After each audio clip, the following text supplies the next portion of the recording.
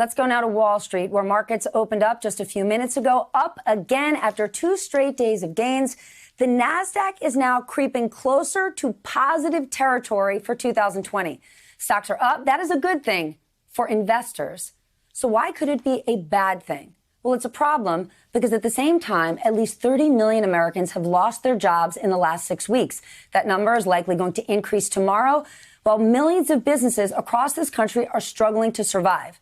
But the president and Congress could use the stock markets in the green as a signal that the economy is doing okay and that it's time to cut off aid and relief that millions of Americans and our businesses so desperately need. Joining me now to discuss, Douglas Holtz-Eakin, American Action Forum president and former chief economist of the President's Council of Economic Advisors, and Andrew Ross Sorkin, founder of DealBook and CNBC anchor. Andrew, can you speak to this disconnect? Well, it does feel like a disconnect because, as you said, we're going to be seeing some really terrible numbers in terms of unemployment by the end of this week. And there's so many families around the country that are hurting. The disconnect is this. Investors, and the market is not the real economy. Investors are not looking at what the world looks like today.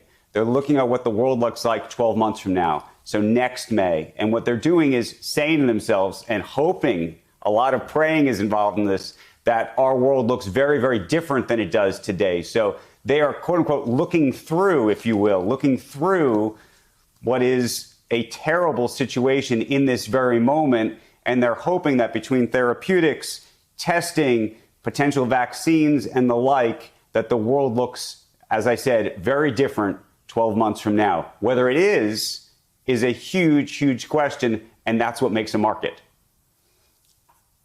But even if we get those things, Doug, consumers have been the ones driving the U.S. economy for years. That is who we are.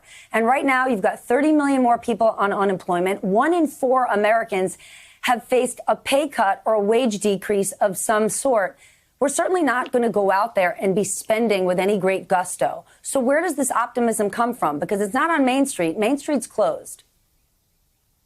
Well, I think Andrew's got this exactly right. It's looking past the current conditions, which are, quite frankly, horrific. If we see what I expect, about 21 million Americans lose their job in April, we're going to see them either show up as unemployed, in which case the unemployment rate is going to be over 17%, or they're going to be out of the labor force entirely, in which case we're going to see a record drop in labor force participation, probably 8 percentage points. So these conditions are terrible. What investors are hoping is that if you open up the economy and we contain the virus, then people will be able to get back to work. That's a paycheck. That will give them the ability to spend more, and the momentum will build. There's an enormous backlog of things that people could spend on. I don't expect it'll come out like a rocket, but the mechanics of recovery have worked in bad recessions before, and certainly they can work again. But this time it's different. Who's got to put up the money to reopen the economy? Andrew, when you look at all the big changes that whether you're talking about an office space or a restaurant need to make in order to reopen safely, very few industries actually have that kind of money. They've got that cash on hand or they have those margins. Does the government need to step in and pay for the reopening?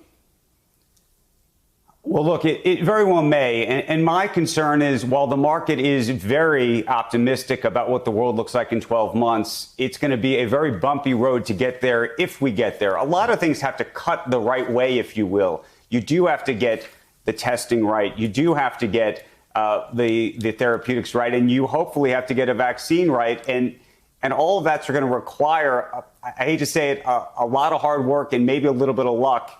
And it could go against us. We could have a second wave of infections. That's not something that's built in, if you will, to the market. The other thing that I'm particularly concerned about is while the expectation in the stock market may be that the economy recovers, I don't know what's going to look like in the world of employment, whether employment is truly going to recover. In part because of what you just said, Stephanie, there's so many small businesses that are going to struggle to reopen, and it's those businesses that are going to be the ones that are most hurt and are going to hurt the most people in terms of the employment picture. And so do those jobs come back? I'm also not just worried about small businesses in terms of that employment picture. There's also the large businesses. You know, if you look at Even the ADP employment report today, so many of those jobs came from large companies laying off people. And one of the worst things that happens in a crisis, happened in 2008, is that companies used the moment, if you will, and I hate to say this, as an opportunity to become, quote unquote, more efficient, more productive. Now, maybe that helps the GDP number, but it doesn't help employment. And long term, it's hard to see how that helps the economy. What about the opportunity, Doug, to take government help or ask for government help at a moment when you can? Headline crossing today that the auto industry, no surprise, has seen a huge drop in demand for car buyers. And now we're seeing some lawmakers and industry leaders asking the government to step in and support the business. That certainly doesn't sound like something that would happen in any capitalist America I live in. Well, I thought the CARES Act was a tremendous moment because it was an equal opportunity help for every business in the United States, and every business was equally affected, large, small. No one did anything wrong. It was the virus that shut things down. So the idea of providing an enormous amount of cash to wrap this economy in support for 2 months made a lot of sense. Now going forward, if we're capable of reopening, we take care of the health mission, then businesses are going to have to make some decisions on their own, and we shouldn't be picking businesses. We shouldn't be favoring one over the other. I'm with Andrew. I think the employment picture is going to be very rocky going forward. There are about 11% of employment that are in airlines and hotels and restaurants and bars and entertainment and casinos. Those aren't not going to come back right away. I just don't see any realistic way that'll happen.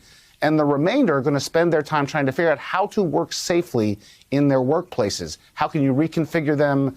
How can you test employees? That's going to occupy the business community much more than, hey, who can I hire this week? How can we grow? So I think we will recover. I just think it's going to take more time than perhaps a lot of people think. Hey there, I'm Chris Hayes from MSNBC. Thanks for watching MSNBC on YouTube. If you want to keep up to date with the videos we're putting out, you can click subscribe just below me or click over on this list to see lots of other great videos.